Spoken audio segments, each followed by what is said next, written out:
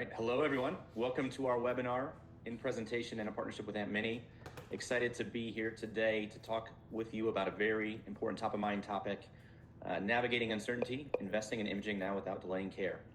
I think this is super relevant to many of you in the audience, and I'm very excited and honored to be joined today by a panel of folks who have deep domain expertise in this topic and some suggestions and examples of how to best navigate this challenging environment we're all faced with today in imaging and in our industry of radiology.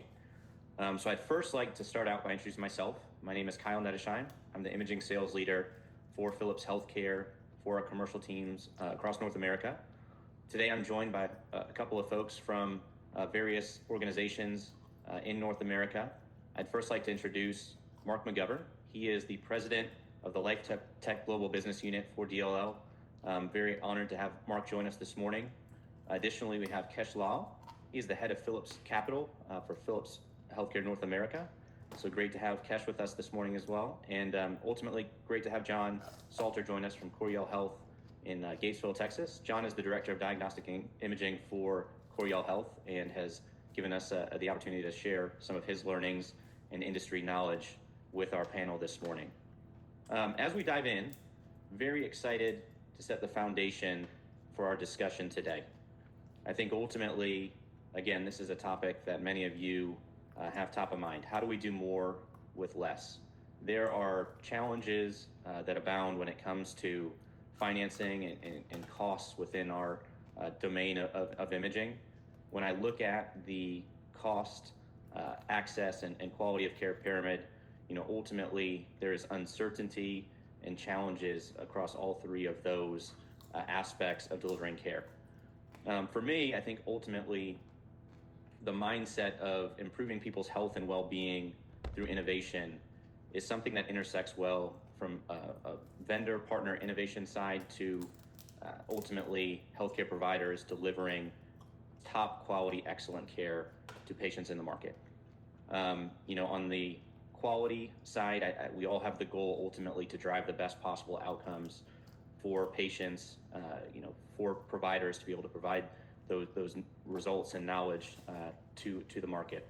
And on the access side, we're all striving to provide increased access, whether that's to spur or fend off competition in what has become a hyper-competitive market for many of you, or that's to increase access to individuals, whether it's domestically in the U.S. or globally in other areas of the world, ultimately provide access to the highest level of imaging and quality care is top of mind for many in the audience. And I think the barrier to that right now is that third leg of the pyramid, which is cost. We have macro challenges in the market today around supply chain, inflation, just general uncertainty. We have obviously regional challenges when it comes to reimbursement pressures, most of which are not increasing. And then we're injecting cost into the continuum with innovation, right? When it comes to software, when it comes to new technology, the curve is bending in a way that investment is required on a more regular basis. And ultimately, leaders in healthcare today are faced with the challenge of upfront capital at a time when maybe they were not expecting to have to make that investment. So if we go on to the next slide here, we'll dive into some statistics to again set the foundation for our panelists. Ultimately, virtually all healthcare leaders are experiencing some sort of financial difficulty. I don't think that's groundbreaking. I think that's been the case for some time. I think it's more prevalent and top of mind for providers today, and frankly, it's top of mind for your vendor partners, your financing partners, and everyone across the industry. What was shocking to me was when surveyed, how many folks said that the financial difficulties were directly impacting patient care, or it was significantly hindering their ability to invest in new medical technology. And I think this is becoming more and more relevant today as the cycle of budget, understand who you want to partner with, invest in technology, pay cash over a 10, 15, some case 20-year cycle has become less and less able to be the way to invest in new medical technology. And I think that's been ushered in by this era of digitization. We've gone from data to how do we get the data to individuals to how do we pull actionable insights from the data, which has led to innovation improvements in hardware, rapid innovation on the software front, and fundamentally, the ability to deliver high quality care, to attract patients, to attract talented providers and caregivers is in some ways driven by that innovation, and it comes at a cost. And again, in an environment where we're challenged by what the reimbursements look like. Ultimately, I'd love for the audience to take a few things away from this discussion. One, as we turn it over to the panelists, industry-wide, these challenges are not unique to one area of the country, one area of the world. We're in this boat together and proverbially need to figure out a way to forge a path forward. I think two, your partners in the industry are actively thinking about how we help navigate through these problems, whether that's through unique methods of financing, which we'll hear a little bit about today, whether that's development of solutions which better fit into this cost, quality, and access pyramid, and we'll hear about some of those today as well, or fundamentally, if that's how we can best strategize together and have conversations that really deviate from the traditional transactional relationship that we've seen between industry and our healthcare providers, that normalize that should be part of your budgeting buying cycle, and you should expect more from your industry partners. And frankly, I think the last piece is the strategy for tomorrow starts today. And so even if you don't feel like you're in a cycle to ultimately replace equipment today, hopefully we challenge some of that assumption and show how you might be able to impact quality, impact access in a financially challenging environment to, again, drive better outcomes, drive increased access, and find a way in your community, whether you're a technologist, a vice president of radiology, a radiologist, a cardiologist, to provide your patient population with the highest level of technological innovation and inevitably drive better outcomes for more people in your community. So with that, I would love to turn it over to our panelists and get the discussion going. As our audience engages here, please feel free to enter your questions into the chat box. Ultimately, we will have time at the end of the discussion to dive into those questions and address those directly, and excited to do so. With that, Mark, I'd love to start with you. Ultimately, I know where you sit with DLL, you have a great view globally, domestically, of the challenges we see in the market today. Would you like to start us out by walking us through some of the pressures that the industry is seeing and maybe your perspective on financing as it sits today? Yeah, I think, Kyle, your lead-in is right on, right? Not only do we have kind of an interesting cycle going on, we had the kind of COVID boost, and then we've had a kind of a post-COVID slowdown, and that has been matched to these macro trends that you referred to. They're all kind of impacting us together at the same time. Costs are up. There's labor shortages. There are decreases in funding. We have rising costs. All of these things are really kind of combining into a somewhat negative perfect storm that is ultimately reflecting in either access to new equipment, constraining budgets to acquire that equipment, and then we're going to add in some other factors such as technology, data, cybersecurity, and other issues that are really emerging now that will put even more potential harm on our providers in order to update their equipment, their technology, and their security. Absolutely agree. I think the injection of some of those, including labor, has been top of mind for most folks that have tuned into this call. And ultimately getting more from less is the name of the game. Kesh, in your experience in recent history, are you seeing the same thing, seeing an increased demand potentially in the discussion around financing? Yeah, and thanks for having me, Kyle. Indeed, fully agree with what Mark is saying. Within Philips and in our discussions with the clients, we are seeing similar challenges.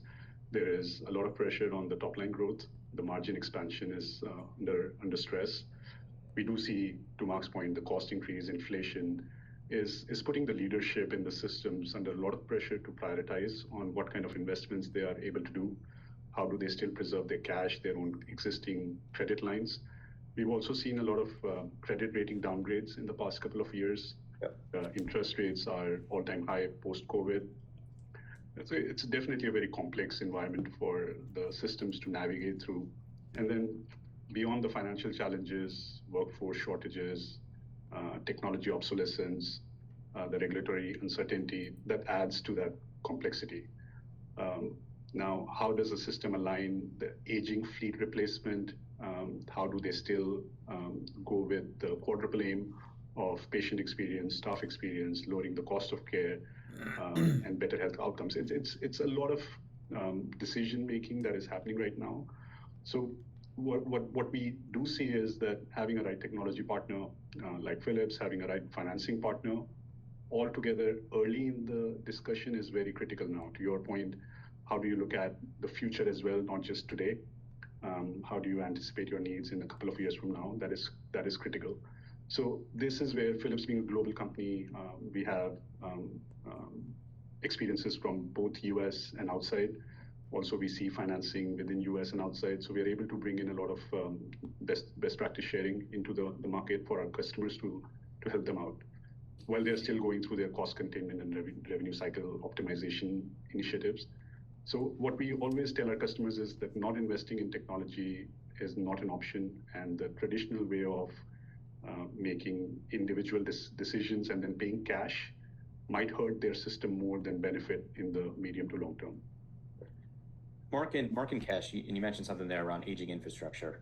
You know, the cost today is driven by the capital acquisition of the equipment, coupled with looking at things like rising construction costs, the addition of additional software, as you know, I'll throw it out there, artificial intelligence has added cost to the ecosystem. Can you comment a bit on the pressures from an aging infrastructure and what you're seeing from the market today on the attitude towards replacement or the go forward plan for that infrastructure? Maybe I can start here, Kesh. I think that it's manifesting itself in a way that you would expect, either a delay in decision making or ultimately avoidance of the acquisition. And to both Kesh's points and yours as well, that has some inherent risks in it, right?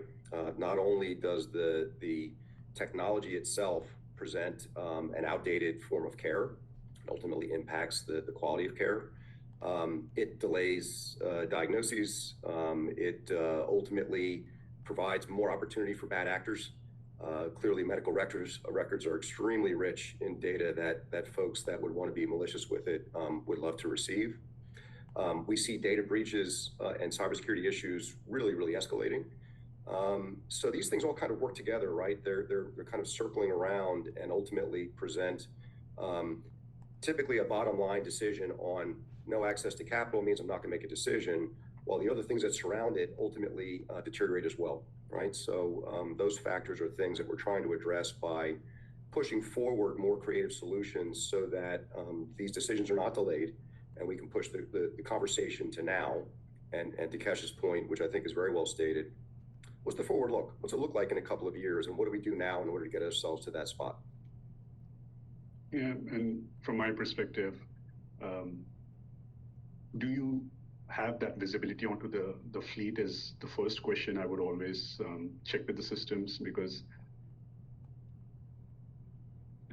where they've been procuring equipments and technology, maybe through different vendors, does the system speak to each other? Do they have the visibility? And that's where we've seen vendors like Philips doing capital asset plan for the customers to make it very visible for them on how much of their fleet is coming towards end of life, end of support, the impact it could have on the patients, parts availability, servicing. I mean, these are all some real challenges. If the equipment is down, you don't want it not to be back up for a week or 2 weeks.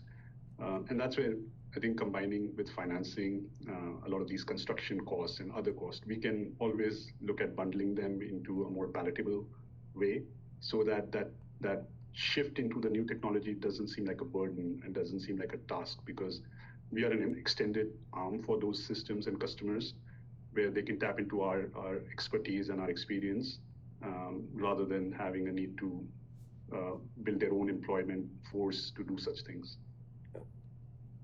Look, great points. I'd love to hit on the equipment obsolescence piece. I think at the end of the day, vendor partners are injecting, the need for replacement into this system as parts become obsolete, as technology innovates, as our ability to service and provide, uptime on equipment wanes as systems age. Mark, could you comment a little bit around the challenges around equipment obsolescence that you're seeing from the DLL perspective? And Sure. And just to give a little perspective here, so we at DLL manage a $1 billion portfolio of imaging assets. A little bit over 500 million of that is in the U.S. Itself. We are seeing not only increases in ticket sizes, but also in requests for financing because of the need to address the capital constraints and the other factors that are swirling around.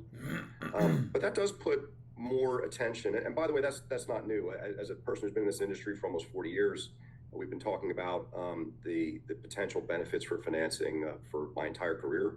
And I think at this point, we're at a spot where things that are able to address the obsolescence but allow the acquisition to occur today are more prominent than ever. So typical contracts that are full payout or loans, obviously, they're always going to be a part of this industry and providing solutions to providers. We have a common type of contract, which we call fair market value, which typically allows for some residual or a kind of postponed equity to allow usage of assets today, reduces the payment and capital acquisition today, but allows for the decision for the equipment to come online at an earlier date. So that's a relatively traditional solution. We've had that in the marketplace forever, but its attachment to the benefits that we're seeking is more prominent now than ever. And then, as Kesh would know as well, there's other things that we can do structurally that bring in features, whether that is pay for usage or customizing other acquisition streams so that the obsolescence itself can be addressed. Get the technology, the security, and the better care in their hands today.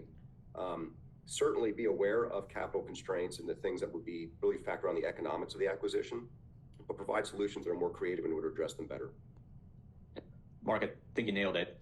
Many in the audience are sitting there saying, hey, ultimately, financing in our industry isn't new.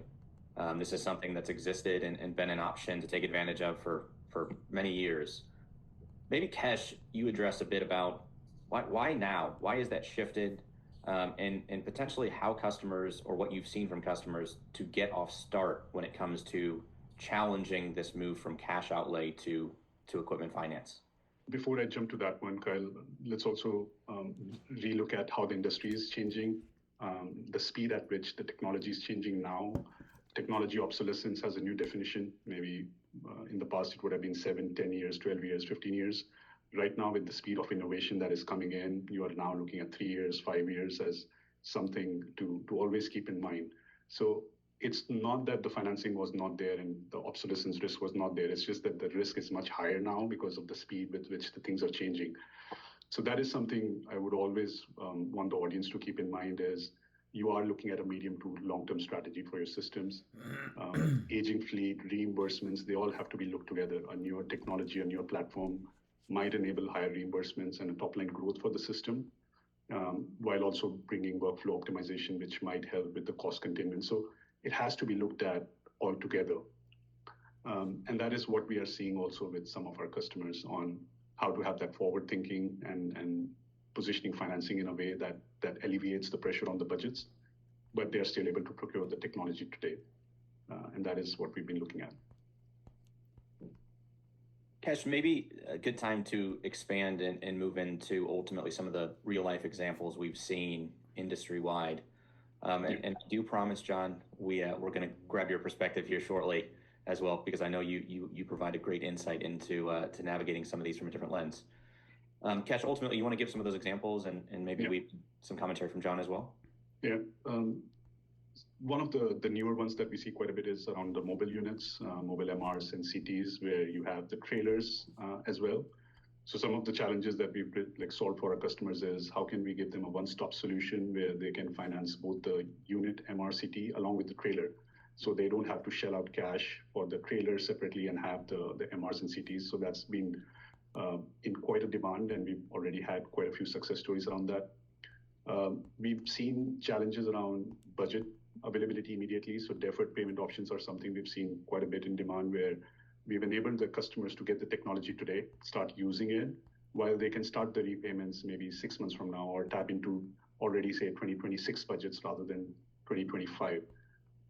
We also see some growth stories where players have been around in the industry for less than 5 years, for example, but have a strong growth story where the growth story is dependent on them accessing the MRs and the CTs today. So the traditional banking industry would look at their balance sheet and P&L as it stands today and give an assessment of the credit line that is coming through that financial assessment. What we've done is sat with the leadership of the systems and the private chains, looked at their growth story, and made a decision on the credit limits basis where they will be 5 years from now in terms of their balance sheet and P&L. And that has really helped them procure that technology today that then helps them grow on a particular top line target. We are seeing challenges around bond covenants, debt covenants, where there are restrictions on how much they can borrow. There are solutions that we have worked on with them, which also help them avoid breaching any of their covenants. Locking in of equipment pricing has been on the top of a lot of CFOs. So we've seen a bigger shift on decision making on 2-3 years of procurement. So they are able to lock in the pricing on the equipment already now for 2026 and 2027. And some of them also wanted to lock in the interest rates already today for the next few years. And if the interest rates come down, there is always that option to refinance that stays there. Finally, I would say bundling is one. If a system is getting hardware, software service, they would like to see a single invoice if possible for them to combine all of this into a single unitary payment kind of models. So that have also been working pretty well. Super helpful, Kesh. I appreciate that. Taking a step back potentially, when we look at the types of customers ultimately approaching DLL, approaching PMC today, financing has been, I would say, pigeonholed into certain types of customers.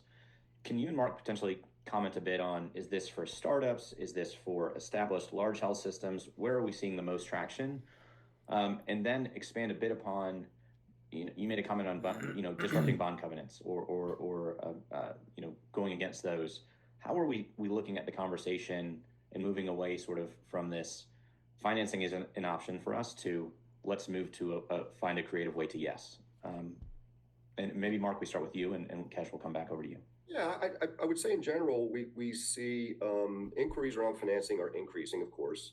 We do see increases in ticket or contract sizes as well, Kyle. That's just, of course, increasing cost and inflation, but also the aspect of the bundling that Kesh had mentioned as well.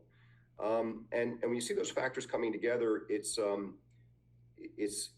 one of these things that are forcing us to have the conversation earlier and have it at a greater depth. So I think the days of we connected our supplier, we made the technical aspects, we made a decision. Oh, by the way, do we want to get then to a future discussion around how we make the acquisition, and that those are decoupled, I think is really unattractive at this moment.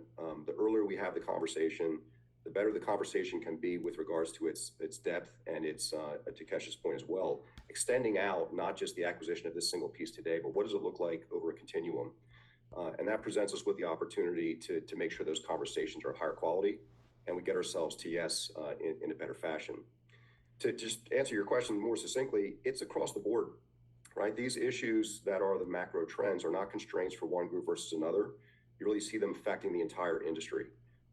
So while the solutions may be a bit bespoke or different, you're going to have the need for that conversation as apparent across the entire spectrum of providers. It really isn't segmented on any one versus another. I don't know, Kesh, I would assume you would agree with that. Yeah, no, I do agree. We've seen startups, Kyle, so we do finance a lot of startups where, again, coming back to the point of what's the growth story, how the vision for the startup is what we look into. We've done for-profit, non-for-profit, ASCs, out of hospital, office-based labs. So there is this demand for financing across the board.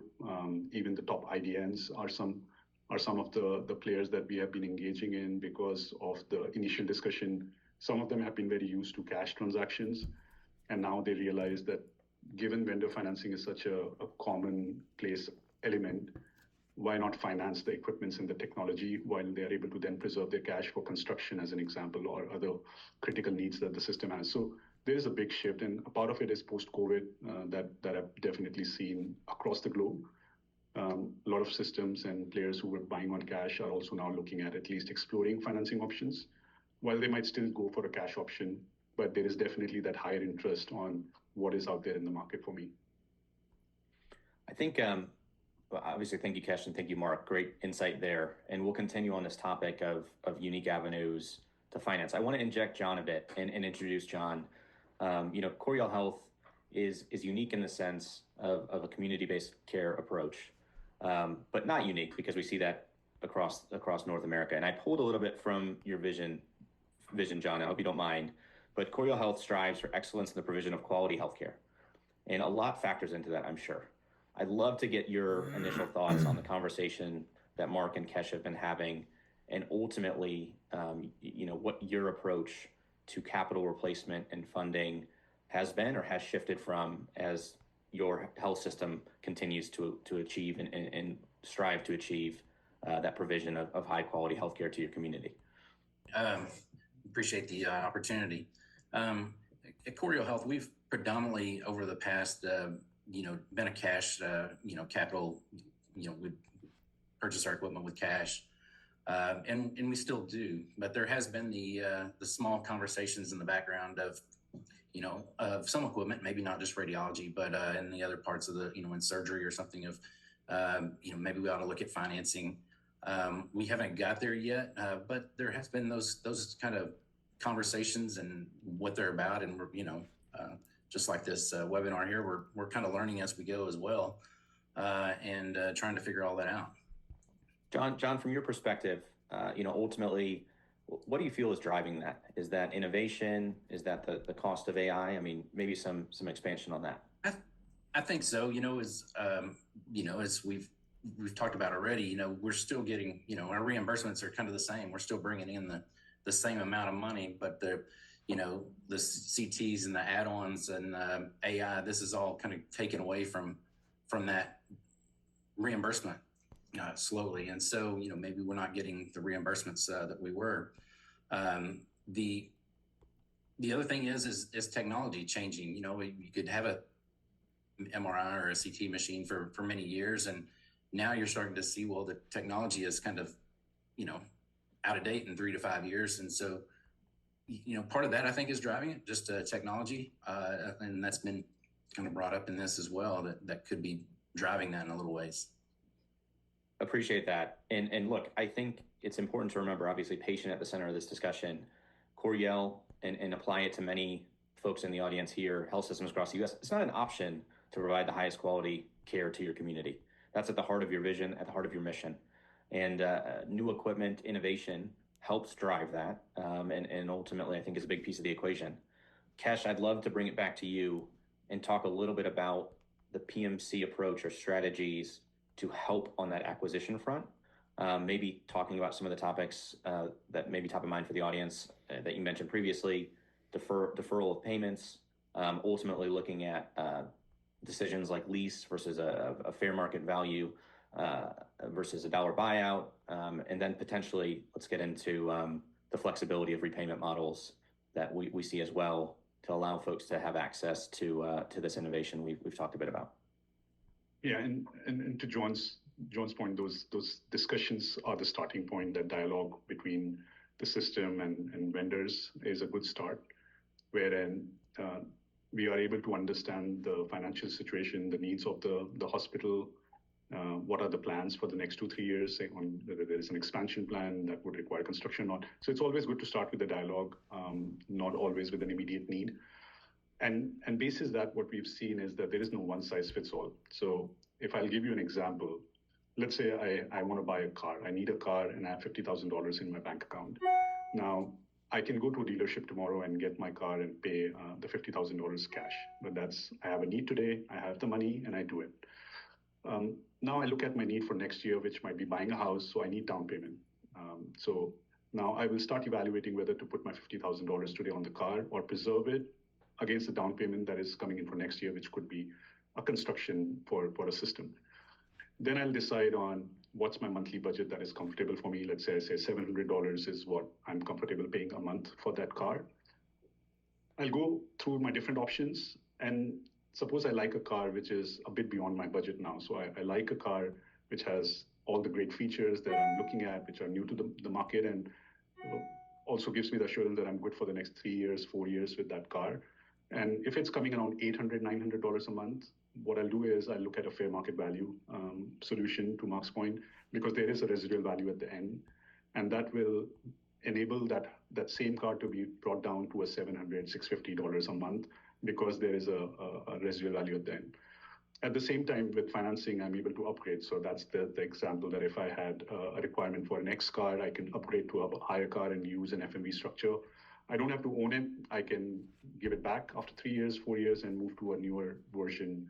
And that's the benefit that comes with the financing.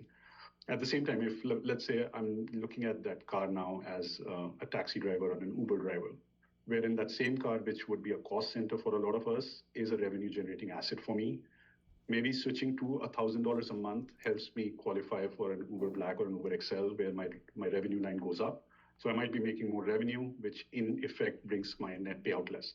So that's the kind of discussion we would want to have with our customers on what are the needs in the next 3-4 years. How much cash do you have? Where can the cash be used better? Also, when you have cash in the bank account, you usually get better terms from the financiers. That's just the reality. Everybody wants to lend to people who have the money. And that is where interest rates, all those could be negotiated well by the system to get the best deal out by talking to the vendors and the financing partners. And you asked about the flexible payment terms. We do have a slide that we prepared for the audience to visualize. There's a lot of flexibility available within the financing industry because it's a very mature industry. There is a lot of different things we can do with the payment plans. So as you would see on the left side, that's, as an example, you want to get one MR. So instead of paying it all upfront to a cash transaction, you are able to split it out over 5 years, 7 years, and even a bit longer for case-to-case basis. Alternatively, you want a 6 months, 9 months deferral. You don't want to start paying immediately after the installation. We've seen 12 months is something we are able to offer to the customers, that they don't have to pay out anything for 12 months. That allows them to build that revenue stream from the asset and then start the repayments. Now, in the third one, what you're seeing is, let's say I have now 2 MRs today and another couple of CTs next year. We can combine them all into a single payment plan on day one, which could be either, as you see, as a step-up payment, or it could also be a flatline unitary payment, depending upon what is preferred by the customers. And Mark initially referred to the usage-based model. That is, again, something we see quite a bit for revenue-generating assets, that given the history of usage on the previous assets, we are able to work together with the customer to say what is more comfortable for them, basis their past usage on creating a repayment plan that is very much linked to how the equipment will be used and creates the revenue. So coming back to the flexibility, there is a lot of options available. But yeah, as and when the customer needs are clear, we are able to then recommend what could work the best. A couple of takeaways from that, Cash. I think first and foremost, the delay of capital outlay, obviously, as the cycle for replacement, I think, has been expedited by innovation.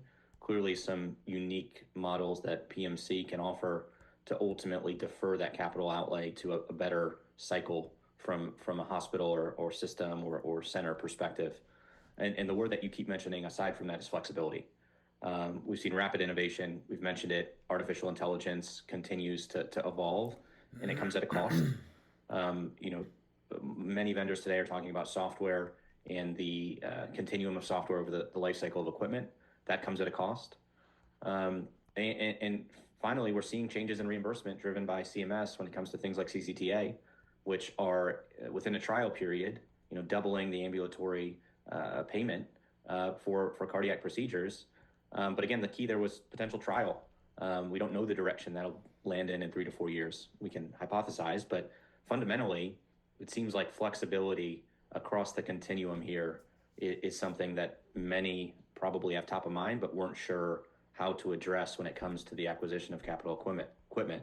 And it sounds like PMC and DLL are thinking through how to make flexibility have that optionality for many of our customers. And one other benefit of our partnership with DLL has been that there have been customers who are expanding outside the US, and we were able to also leverage our relationship with DLL to benefit the customer who was entering a newer market. because we had worked together in the US, that was also an easy benefit for the customer to say, okay, I'm going to work with DLL in another country. Well, and Mark, that was going to be my question over to you. I'd love to better understand any additional benefits you see from the financing side of going in that direction for acquisition, and then potentially compare and contrast domestic with a global perspective on financing. Yeah, it's interesting that these macro trends are truly macro, and they're macro on a global basis. When you look at increased healthcare spend, it's expected to reach $5 trillion globally. I mean, it's a massive, massive spend. The pressure on margins for providers is ever intense. I mean, we're looking at margins at 2%, sometimes even less. And the access to workforce is a real issue. I mean, we expect by 2030 that to be ultimately 10 million healthcare workers short globally in order to provide services and care, and that's really an alarming figure. But when you compare this to things internationally, we've obviously have a little bit of a unique model in the U.S., a lot of public care that you see in other countries, but the pressure on reimbursement is universal. It is everywhere. So if you're talking to colleagues or friends in Italy or Germany or the UK, they're all experiencing similar attributes to what we are today. And that's creating opportunities for us to try and address those solutions in the same creative fashion. An example would be in the UK, where their National Health Service requires all acquisitions of equipment, whether they are leased or financed, they all sit on balance sheet. And you can imagine what the impact would be for a hospital or provider in that scenario.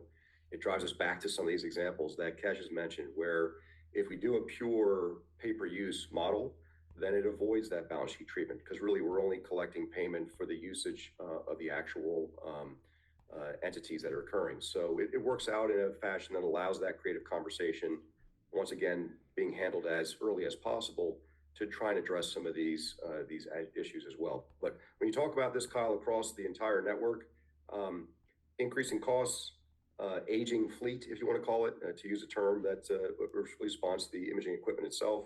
When you look at access to labor, and you look at decreasing reimbursement, you look at the potential accumulation of all those providing real constraints on capital. It's real and it's universal. Thank you, Mark. Super helpful insight. Probably a good transition, John, back to you. I think ultimately, your perspective on having to make decisions on vendor partners on a day-to-day, year-to-year basis, driven by the macro trends, but also what is ultimately being provided to you by those partners. Can you comment a bit on just your approach to selecting partners in the imaging space at Coriell and maybe how that's shifted in recent memory? I think accessibility, be able to talk to your vendor partners, who's accessible to you, who's coming around basically and kind of checking in on you when you after you purchase a piece of equipment, who's following up and kind of coming in. How many other key players are involved, from the salesperson to the engineer to the project manager to the apps person to the CT specialist or MRI specialist, with I think having accessibility to all those people are really key, where the technologist might could lean on the apps person, post install or those things. Service is very key, and especially in a rural hospital. You need your equipment up, and in today's day and age where the emergency room is kind of runs off the CT machine a little bit. They need that, and if your CT machine's not up, you're on divert, and so that takes away that accessibility from the patient. Our main kind of goal is to be accessible to the patient. We want to be there, and so when you have everybody that's communicating and playing together, that helps out the vendor client relationship. John, could you expand a bit on how you've seen Philips address some of those challenges you bring up? I think there's some unique ways that your challenges intersect with some of the things they brought to the market or shifted the market thought on topics. Yes, I'll start with service. Service is, my services engineers are within, I have two of them within 40 miles. They're very accessible. I can pick up the phone and call them. They can expand on, they can help us with something small, can help it, oh, we need to place a ticket, get something going. And they're able to help us there.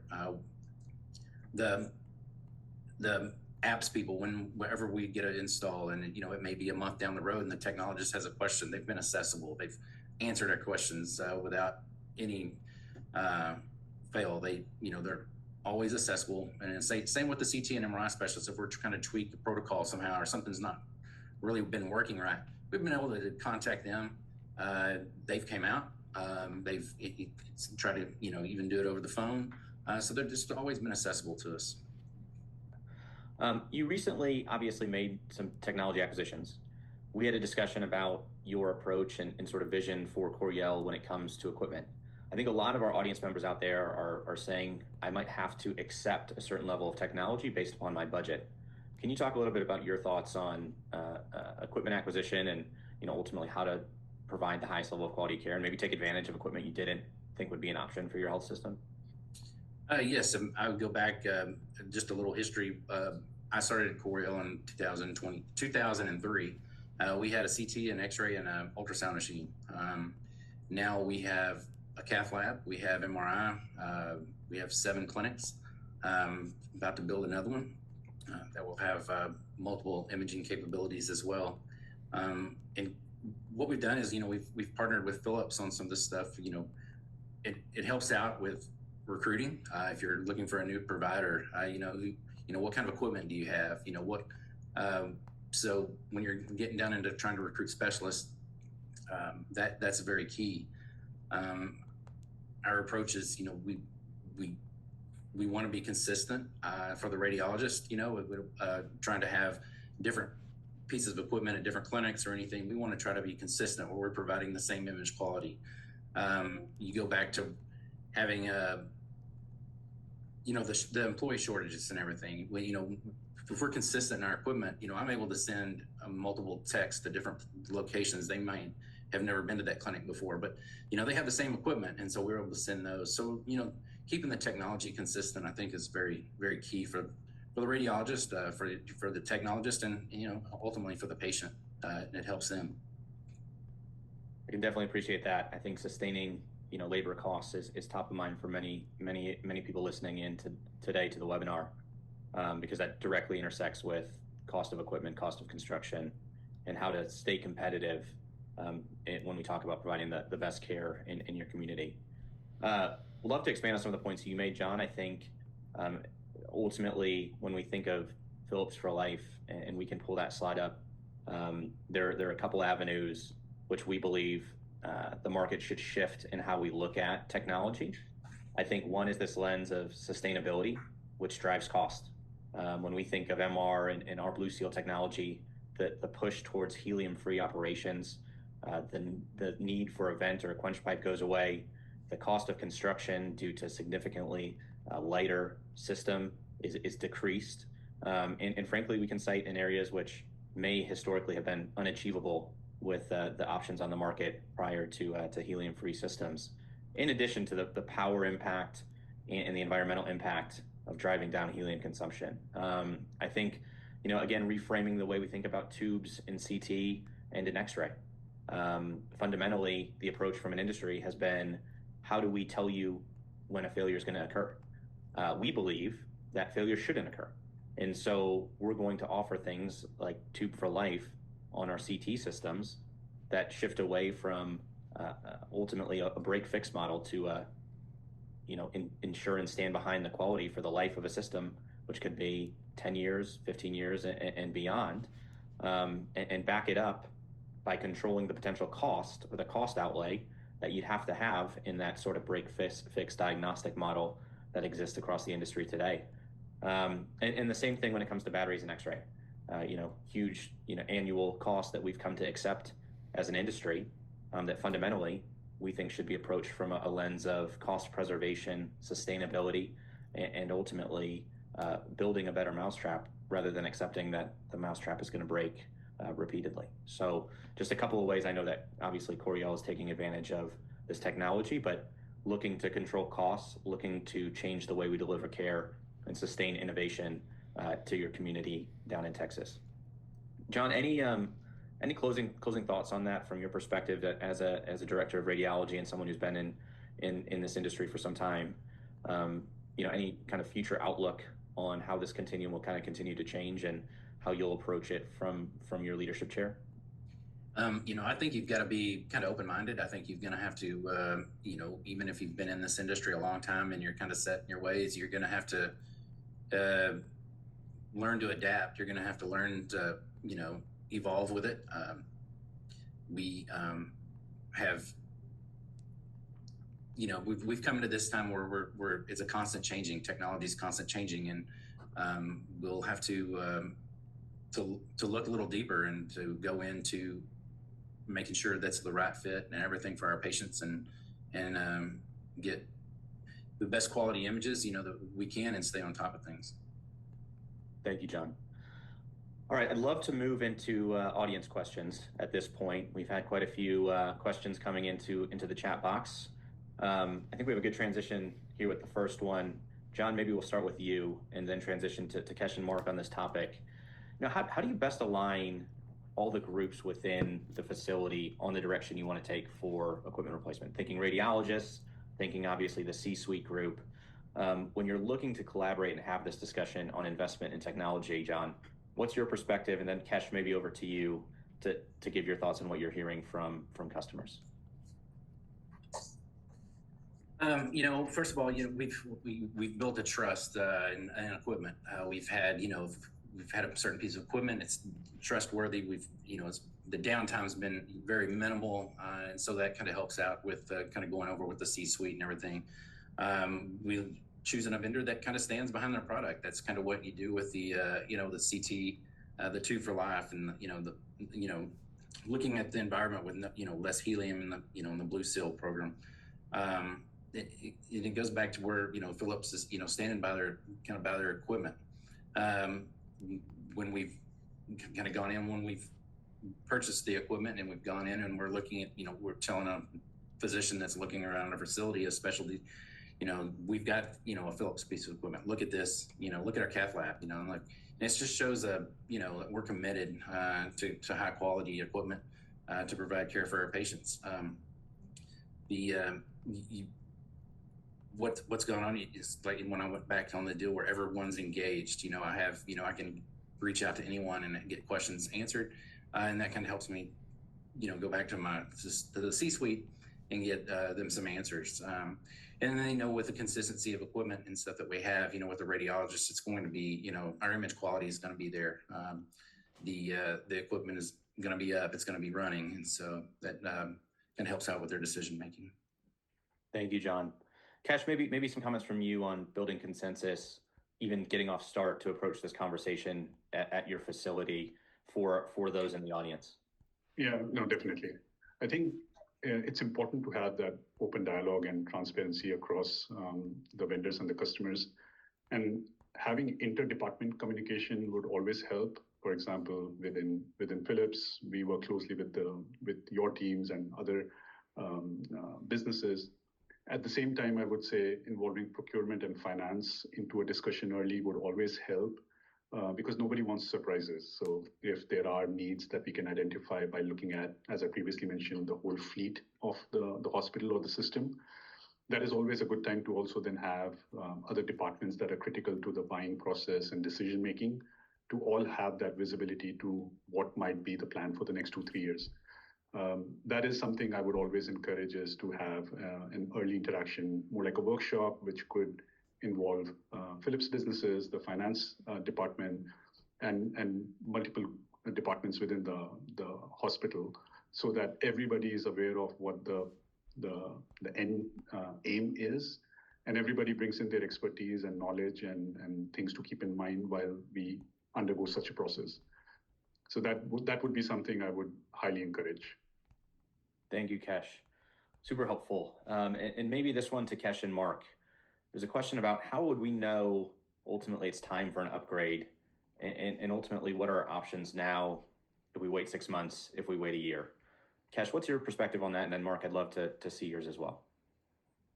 It's a great point because I think syncs in well with the previous discussion around the new technology coming in and upgrades. Now, I'm going to go back to cash versus financing. I think if that particular equipment was previously financed with us, as an example, we would have already notified the client 6 months or 12 months before the financing would have ended that that the financing would end. Might be a good time for you to come back, have a discussion around what are the options on upgrades available, or a switch to a completely new technology. And that is something we see quite a bit, that once we financed a particular equipment, having an upgrade. For example, if we had financed the MR, and now if the customer has enough volumes that they see the value in getting the smart speed software upgrade, we could add it back to the payment streams by either extending the tenor so the monthly payout doesn't change, or it could be a step up if the MR financing is getting over. So having that touch point with the financier is important because you're getting another insight into when is my financing ended, how will my cash flows change on the repayments. That might be a good time to call in the Philips team to look at my fleet again and recommend some of the upgrades that might be available, which would be missed if it was done on a cash deal potentially, because there is no additional touch point coming in from your either existing bank that might not be aware of how that particular credit limit was used, because they might be a bit agnostic to whether you use the money for an MR or a CT. But as PMC, we will track all the financings and come back to the clients and to Philips and give that information, which helps again from visibility point of view and creating that another touch point. To John's point, is the team coming back when things are going well? Are they in touch with you? Is there communication exchange? But I'll hand over to Mark. Look, all of us are running on the same treadmill, right? Providers, suppliers, vendors, manufacturers, and ultimately it feels like we're having to run faster and faster, and really, in the analogy of the treadmill, not really getting anywhere. So I think the discussions have to be less episodic, Kyle, and more continuous, right? There's something that is a ongoing dialogue that allows for these things to be addressed not on a specific need, but really on a holistic view. And I think that really is to John and Kesh's points of getting all of those actors into their spots and providing the value that they're able to, and make the team collectively more efficient is really how we get to the best spot. And that doesn't mean that everybody wins, so to speak, or everybody provides their solution, but it means that the dialogue is occurring and allows for the best outcome. Thank you, Mark. I appreciate that. Well, this wouldn't be a webinar in 2025 without having an artificial intelligence question. So we'll throw it out here at the end. Ultimately, John, would love to have you kick us off and talk a bit about how AI and automation and frankly, the investment in AI has impacted Coriel, but ultimately, in your view, the cost of the industry and in this conversation. We've started slowly investing in it when we purchased our new CT, and on the inside of CT, we had the artificial intelligence, the positioner.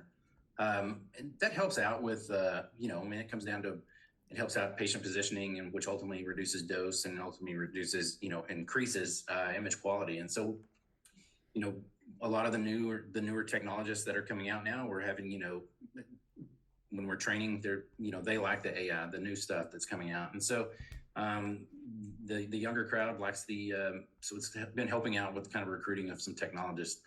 As far as, the radiologists it goes, some of the AI stuff that's going on, with them prioritizing exams, what exams need to be prioritized to be read faster, kind of helps their stream a little bit going, where they can read some of those CTs, MRIs that need, a stat read a little bit quicker, that may prioritize. So we've done a little, if financially it comes at a cost, like I said, and it kind of, but you kind of weigh the benefits of that, and it ultimately helps the patient.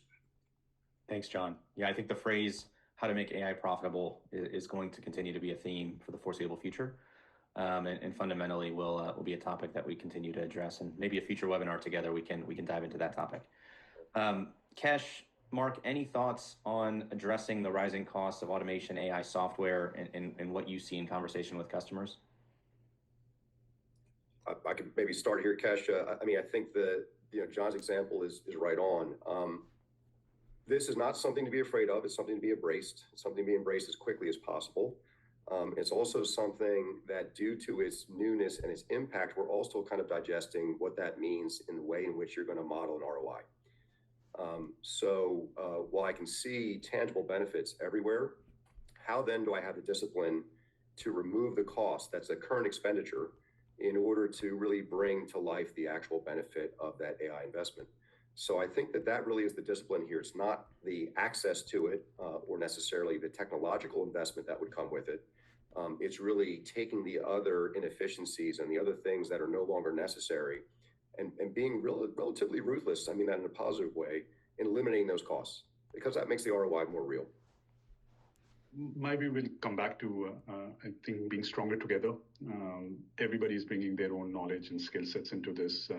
Relatively still new to a lot of us on how the industry would change, the investments, the benefits. So having financing partners, technology partners, and the customers work together, I think would just help navigate through the cost and the benefits a bit quicker, rather than one entity struggling through doing a lot of those assessments. Because Philips has been investing a lot on AI throughout the businesses, whether it's the MRs, the CTs, the digital X-rays. And we could bring that knowledge into the discussion pretty quickly. As financiers, we've also been evolving, especially post-COVID. There was a big digital and AI move. So we are also trying to simplify some of our financing processes and decision-making. And that should all come to the table together to then have a ROI and a cost-benefit discussion. Yeah, thematically, again, back to this idea of having the discussion early, often, and not episodic. This should be a continual partnership and discussion, whether it's with us or with others. I think fundamentally the other piece, the flexibility, optionality around cost. This idea that we're injecting software, artificial intelligence, there's going to be winners and losers. That's very clear. Hard to pick who exactly those will be in some cases, and flexibility around those decisions in a year, 5 years, 10 years seems to be the name of the game. Well, gentlemen, we're coming up on time. I'd love to give you each a moment here to give any last minute reflections, thoughts on the conversation, any nuggets or takeaways you'd like to share as the group goes. John, maybe we'll start with you, come over to Cash, and then Mark, we'll close with you. Just looking at the future, just remaining flexible, using all the tools that are out there, whether it's AI or, other partners that are in the business, leaning on them to help you navigate, the financial part, not being afraid to ask for help. I think the future it's a challenge looking, but it's going to be kind of a good challenge moving forward. I do like John's point about being open. I think that would be one of the takeaways for me, that being open to these discussions and asking for help, because everybody's going through the same challenge. To Mark's point, it's not just the US, it's across the globe, similar challenges. And we are all very resilient. We always find a way to make things work and come out stronger. And so I would definitely go with the message around being open and having that dialogue and at least exploring the financing option, which may or may not be the right option for you now, but at least let's have that discussion. Thank you, Kesh. And Mark? Yeah, I would say as well, Kyle, I think that I'm seeing all of us become much more collaborative. So certainly there is competition in our lives because that's the world that we live in, but we all work in a network that really wants the same thing, which is improving care, improving access to care, and allowing that to be projected forward to get better and better. So we're all members in this network. We should be working together, and today is a great example of that. So even just thankful for being invited and being able to be included. But our little mini network just on this call has been efficient, and it's an example of larger things that we should be attaining. Thank you, Mark. I'd like to thank you three gentlemen for joining us today. I know time is precious, and this was no short time commitment. Ultimately, I'd like to thank the audience for joining us as well. Love the questions that are coming in. Obviously, we're not able to get to all of them, but we will address those individually, one-on-one with you. We'd love to continue to hear from you as well. Ultimately, there's a few ways you can get in touch with either Philips Medical Capital or Philips Diagnostic Imaging. You see those QR codes. Ultimately, I think the key takeaways here of collaboration, teamwork, us all on the same journey together when it comes to the cost, quality, and access pyramid in healthcare, and best navigating that. I'd like to challenge the group fundamentally to look at the way that you're approaching capital acquisition, potentially to see it from the lens of something outside of cash in the traditional budget cycle, as obviously the cost barrier is driving us in that direction. Once again, thank you for joining us, and look forward to continued discussions in the future. Thank you, gentlemen. Thank you, audience. Thank you. Thank you all very much. Thank you.